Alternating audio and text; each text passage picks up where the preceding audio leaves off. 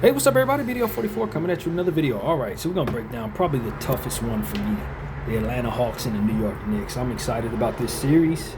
The Hawks have been playing just tremendous basketball over the last several months, fighting their way all the way from the back of the play-in tournament all the way into the sixth spot here against these New York Knicks.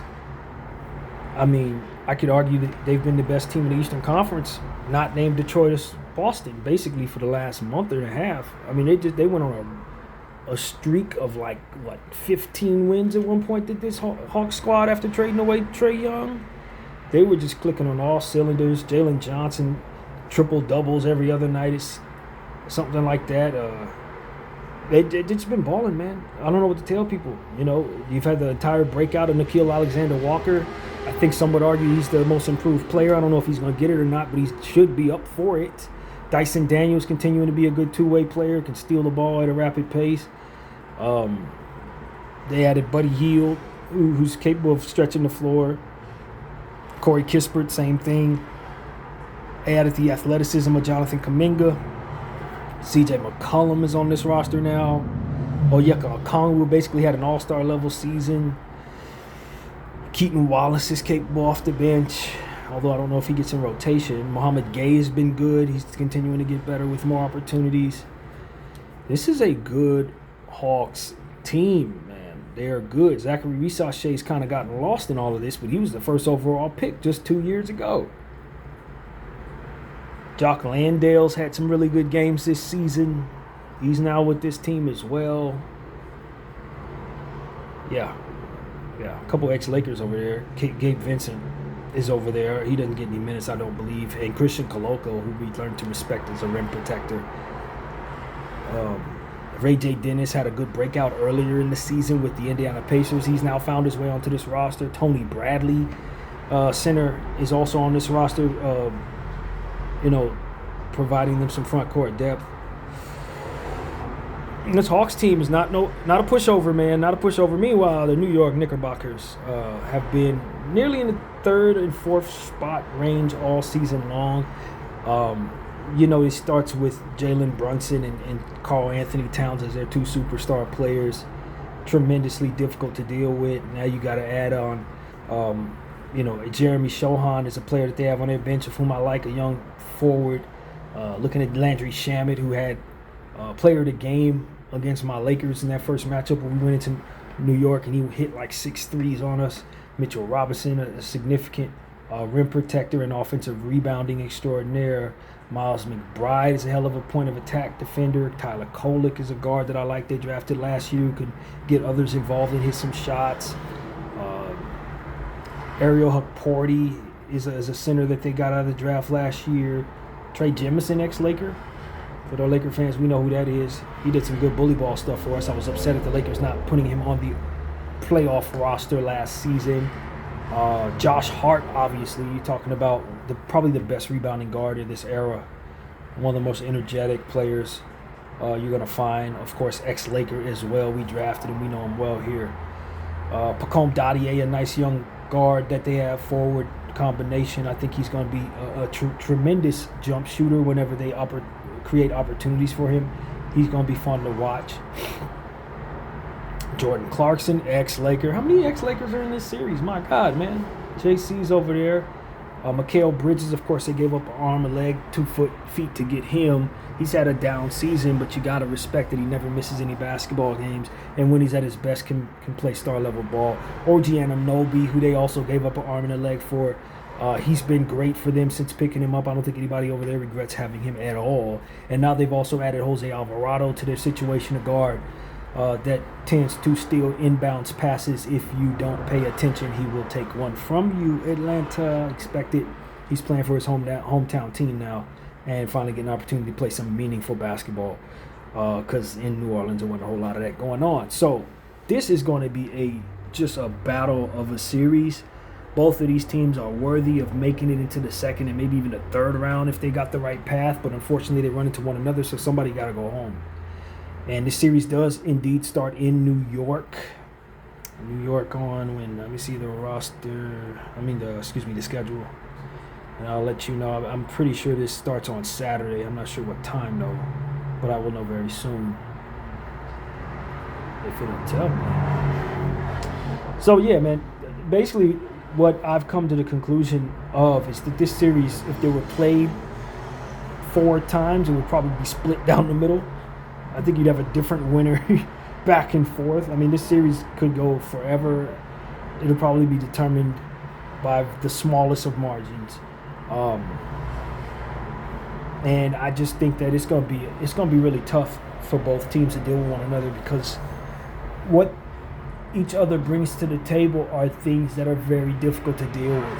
You're talking about the incredible shot making of Jalen Brunson and Karl Anthony Towns versus the impossible defense of Dyson Daniels and Nickeil Alexander-Walker in the backcourt. Reece Shea has to be respected as a defender as well. Although I don't know what type of rotation he's in at this point. Jalen Johnson, two-way superstar, basically. I think Jalen Johnson's on the verge of being a superstar. I think he's proven that this season, but I don't think he misses too many all-star games going forward. It's all about health for him. He's been good since he came into the league, but at this year, he's really just been probably a top 15 player in basketball. Seriously. Just absolutely tremendous, and I expect for him to have a tremendous series. He's going to have to be the best player for the Hawks if they plan on winning the series. Onyeka Okongwu, as I mentioned already, in the front court. He's a little undersized, but he doesn't play like it. You definitely are going to love having him out there. I think the Hawks have a player by the name of Asa Newell that I think could be a big play guy, but I just don't think they're using him. They're giving him a slow burn just like they did Jalen Johnson. I was calling for the Hawks to play Jalen Johnson his rookie season. They didn't, and it's worked out because he's been coming along a little more each season now as a star. I think they're doing the same thing with Asa Newell, but I think Asa would help them a lot with the energy that he has on the offensive glass, the scoring ability that he has. I think he would create a lot of problems for the New York Knicks in the front court if utilized, but I just don't think they're going to do that. CJ McCollum, his big shot ability. Last time these two teams played on, I think they said 4-1. He almost had a game-winning shot from half court at the buzzer. It just was on his fingertips, just a fraction of a second too late. That would have sent that game into overtime against these Knicks. So that's something to reflect upon. And throughout the course of the regular season, these two teams faced off 3 times. The New York Knicks won the season series 2-1. The first game was on 12/27. The Knicks won by 3 in Atlanta, 128-125. The second game was on 2nd of January in New York. The Hawks won that one, 111-99. And then on 4/6 in Atlanta, the Knicks had a 3-point lead in this game that I was referring to, 108-105. So, they didn't have a strong sample size, but they have played one another enough in the fair recent past to kind of have an understanding of what to expect from one another, especially since trades were made that kind of revamped the Atlanta Hawks quite a bit. And of course, Jose Alvarado came into New York and gave them a different look as well. So these teams, they've been building themselves up to be playoff teams. That's really what it comes down to. You talk about the moves that Atlanta made at the deadline. They brought themselves a bunch of guys that can help with experience, bunch of guys that can provide, floor spacing. They just really revamped their bench almost entirely, and it's really helped them. I think they've been really good ever since doing so. Corey Kispert, C.J. McCollum, Jock Landale, Gabe Vincent, even though y'all know I ain't Cardi G. But the point is the experience in the floor spacing is what they ultimately count on. So it's worked. That has clicked very well for the Hawks, but unfortunately the Hawks are on a bit of a losing streak. They've lost 3 of their last 4 games against some good teams. I mean, the Knicks was one of them, and they lost another one against Cleveland. Then they came back and beat Cleveland, and then they lost to the Heat in a game that they didn't play most of their guys in the final game of the season. They just kind of pulled the plug on things since they had stuff sewed up, so I wouldn't really count that. But Buddy Hield walked away with 31 points in that game, though. 7 of 11 from behind the arc, so that's something that must be considered.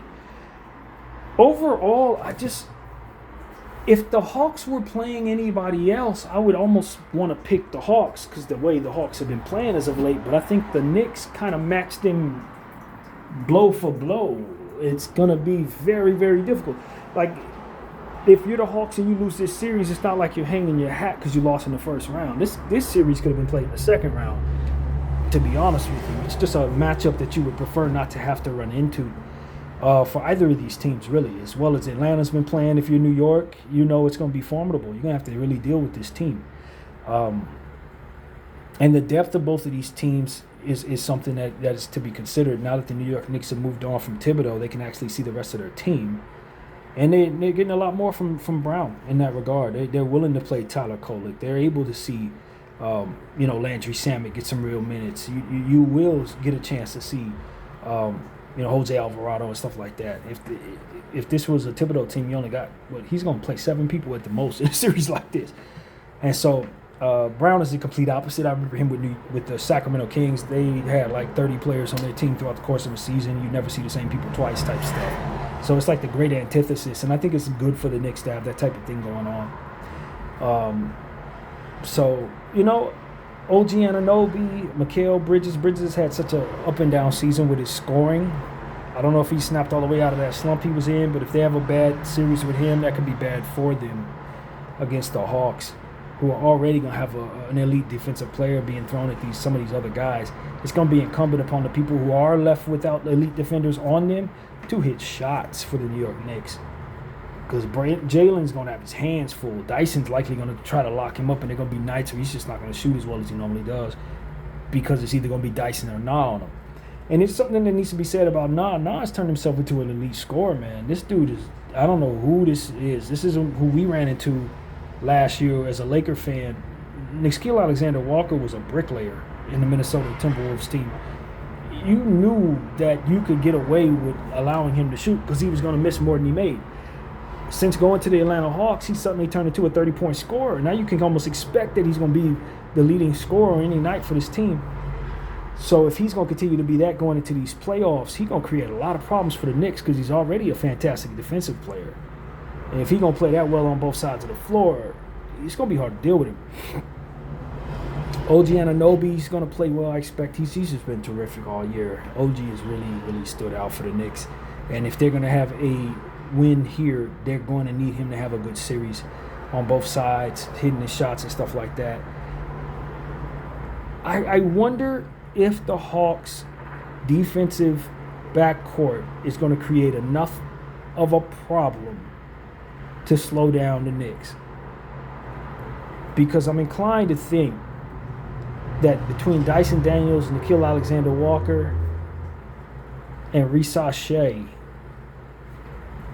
maybe a few others that I'm not considering, they may be enough to slow down a Brunson a little bit. They may be enough to slow down a Josh Hart a little bit.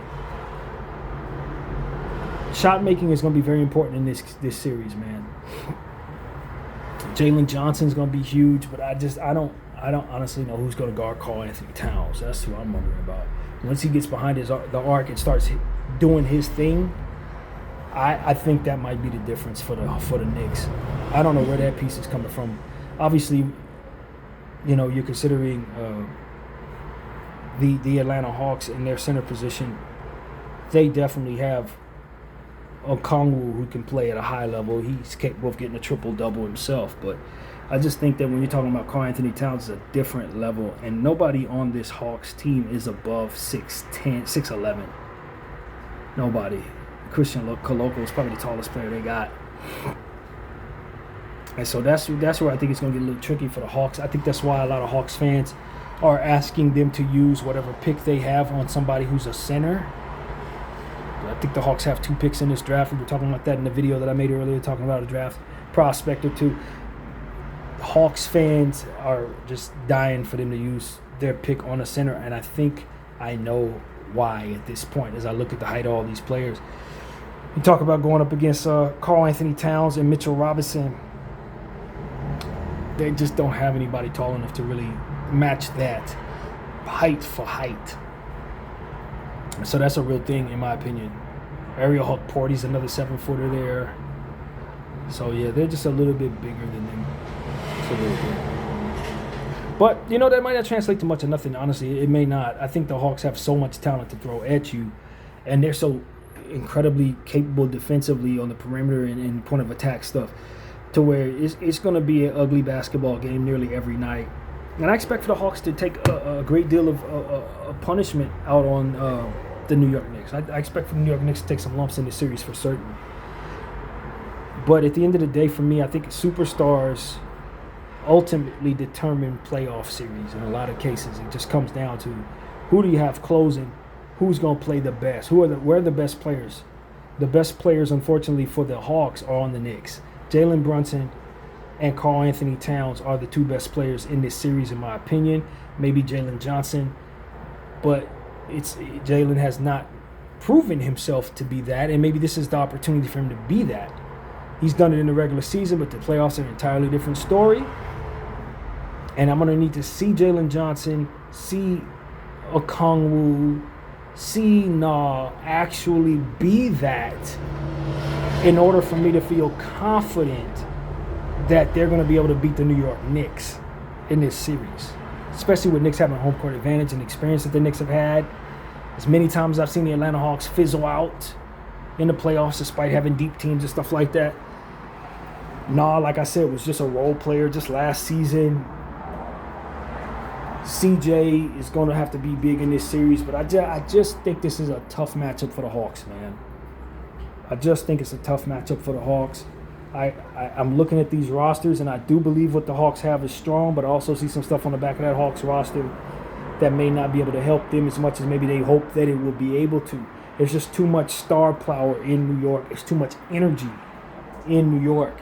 And I just think that even though the Hawks have significant defensive backcourt help, I'm of the mindset that great offense overcomes great defense. And Jalen Brunson is still going to be able to get his somehow against Dyson Daniels and Nickeil Alexander-Walker. Things could go crazy if the shooters from the Hawks run hot, though. Things can get really weird if Buddy Hield continues shooting the way he was shooting that last game. I don't know if he'll be on the floor enough to do so. But C.J. McCollum's capable of going for 40. We've seen that. Maybe even 50, honestly.